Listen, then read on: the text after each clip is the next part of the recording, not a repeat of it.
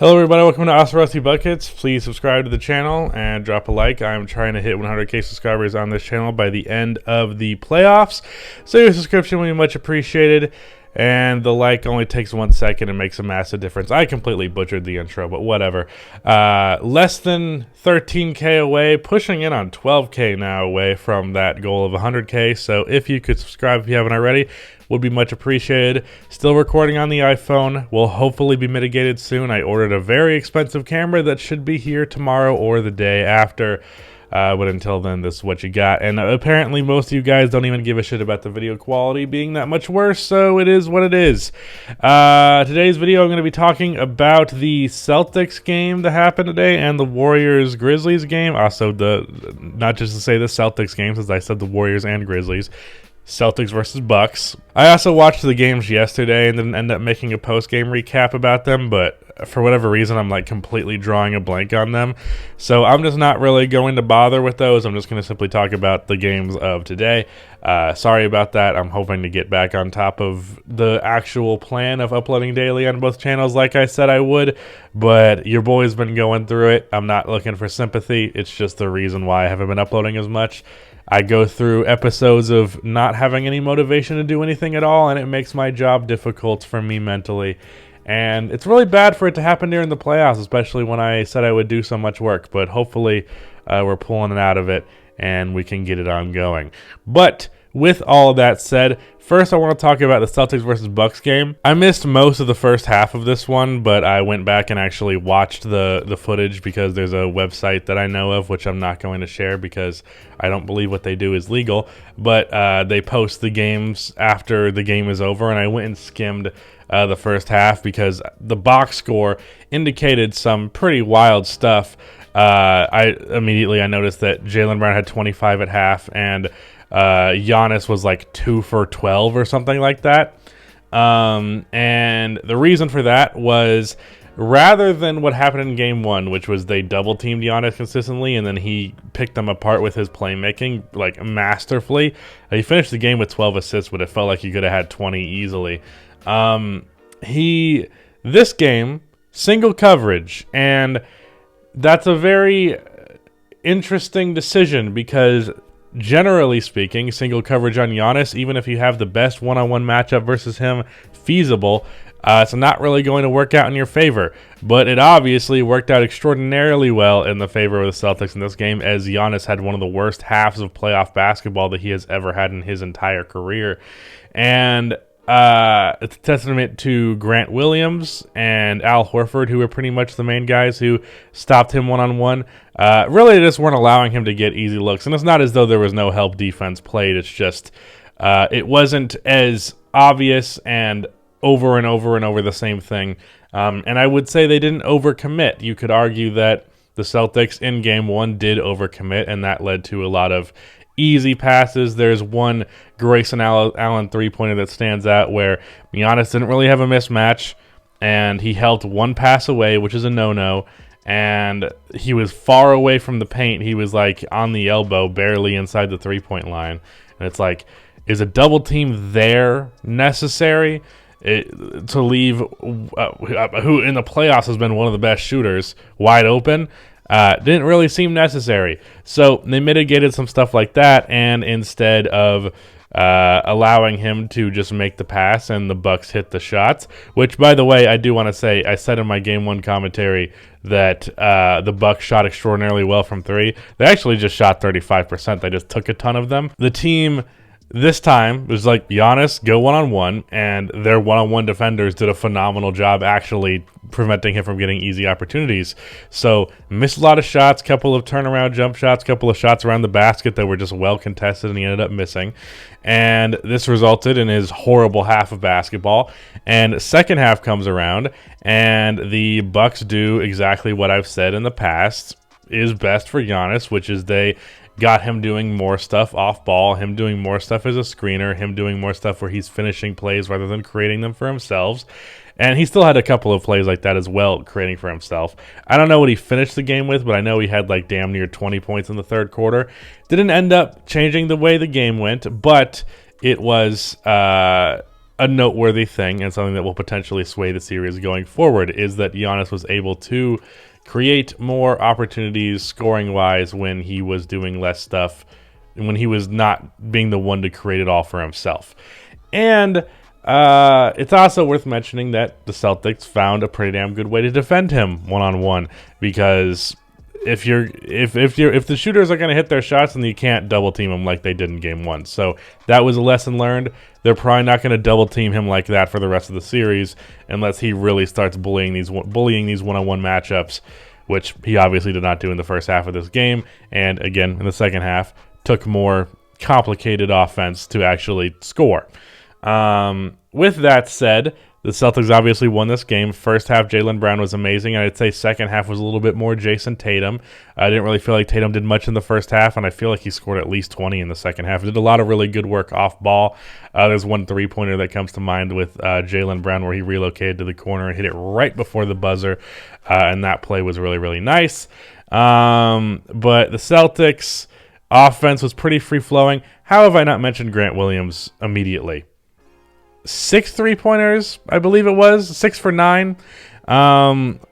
They decided to leave Grant Williams open, which I did not understand. Grant Williams is a 40% three-point shooter on decent volume for his minutes, and the fact that he's a role player. I think it was like 3.5 attempts per game in like 20 minutes of action or so last I checked. The guy is a sniper, especially from the corner, and they just kept leaving him open. And like, I understand a Grant Williams 3 isn't the most threatening play in all of basketball, but it's also a good enough shot that if the Celtics could get a wide open Grant Williams 3 on every possession, I think they would take it. So keep doing that, I guess, if you want to give the Celtics easy shots. I got fucking ratioed on a tweet where I said the Celtics, or the Bucks leaving him wide open was going to bite them. And I said that after game 1 when he went 2 for 2 from 3. And in this game he goes 6 for 9. So suck it. It was basketball discourse. It's fine. It was very it wasn't actually warranting me saying suck it, but I was right. So, noteworthy. That's about it for this game. Like I said, Jaylen Brown had that great first half. I think he hit like all 5 of his 3-pointers in the first half. And that is it. No Marcus Smart in this one, and the Celtics still managed to win. There was a little bit of concern about the Bucks potentially making a comeback in this one, because I know the Celtics had a damn near 30-point lead at one point. It was at least like 25, and the Bucks got it down to like 12, but the Celtics did a good enough job of actually firing back, and it was usually Jason Tatum who weathered the storm. I think once the game actually got to like 12, Jason Tatum hit a really huge and one out of the post. It was like a floater type thing from around inside the paint. I don't know. It was a big shot, and that kind of swung the momentum back in Boston's favor. To talk about Grizzlies versus Warriors, I don't have any crazy take about this one, even though this was another really, really good game. The one standout from game 1, because I don't think I talked about it on this channel, if that bullshit he's out of bounds, the Dillon Brooks out of bounds play where they didn't review it, they fucking tipped, they did a jump ball, that would have pissed me off so much, and I don't even really care about the result of the series all that significantly. But the fact that they very easily could have reviewed it and they were like, no, we're going to do a jump ball for the sake of time. I understand late game situations are too fucking long in the NBA, but the solution is not to completely throw out reviews. Really, it's to speed up the reviews, because it feels like we see the clip, we see the play, it goes, oh, that's obvious, we don't need to look at that anymore on the broadcast, and then 2 minutes go by until we hear the ref say, hey, the thing you just saw that was obvious, yeah, that's what it was, this is what's happening now.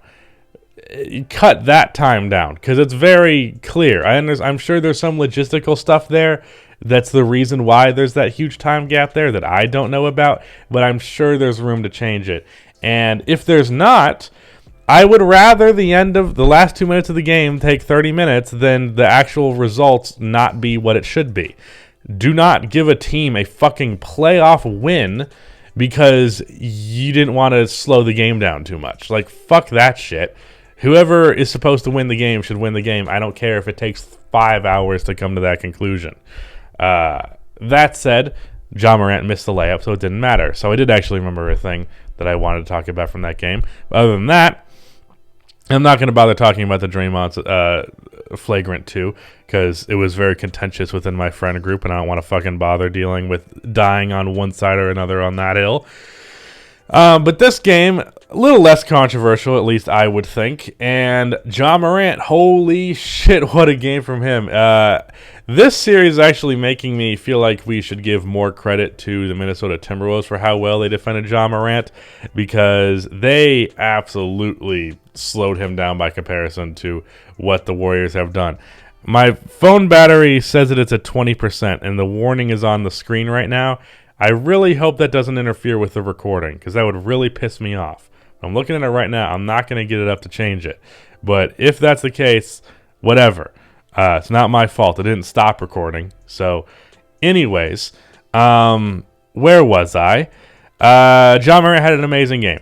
And he actually kind of had an third quarter. He started missing a couple of shots consecutively. And then fourth quarter comes around, and his clutch scoring just ramped up another degree.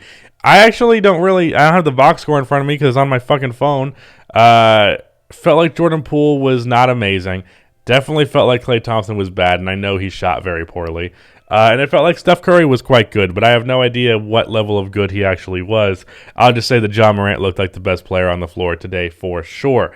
And huge floater, huge step-back three-pointer, which him hitting a step-back three at all is kind of wild. A couple of really nice passes. This is a great game from Ja Morant, and really was the main catalyst in why the Grizzlies won this game. The Warriors, as also mentioned, kind of struggled a little bit offensively.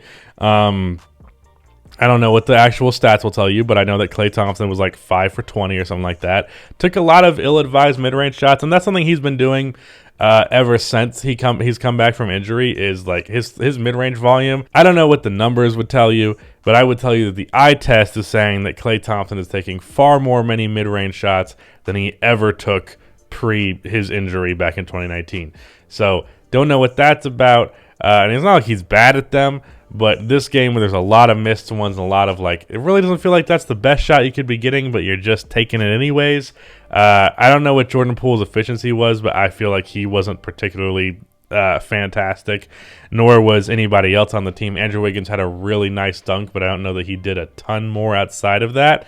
Draymond Green, I think I saw him. He got a really big layup off of a great pass from Steph, so that stands out to me. But other than that, not the best offensive game from them in the world. And then I wouldn't even say they had a bad job defensively. I just think Ja Morant went off against them, and their defensive scheme isn't really built to slow him down. What the Timberwolves did, and I initially criticized this, but it ended up being exactly what slowed him down, was they brought the big really high on the screen so they would try and trap him and prevent him from getting the momentum actually going to the basket. With the way the Warriors are defending him in the pick and roll right now, Ja is getting to the basket no problem. Or he's getting the momentum to get to the basket, rather, no problem. He's getting stopped at the basket relatively decently. Not always, but, it's not a free lane necessarily. But the momentum to actually just get him jumping in the air, he's getting to it a lot easier than he did in the Timberwolves series, and that's why he had like 47 in this game, and it was 40-something. There was a phantom call. Draymond Green did not push Ja Morant on that rebound. I didn't even see him touch him, and he got 2 free throws out of it. But other than that, I think the game was decently fairly officiated. I feel like both of these sides are like constantly yelling about the officiating, so maybe I'll get my head torn off for it, but I don't feel like it was that bad. In game 1, there were some calls that went against the Warriors that were extremely questionable, and luckily they won the game anyways, because if they didn't, rightfully would have been some riots about that. But another good game. This has been a really enjoyable series thus far, and the Grizzlies have really impressed me. Yeah, that's about it. Bye.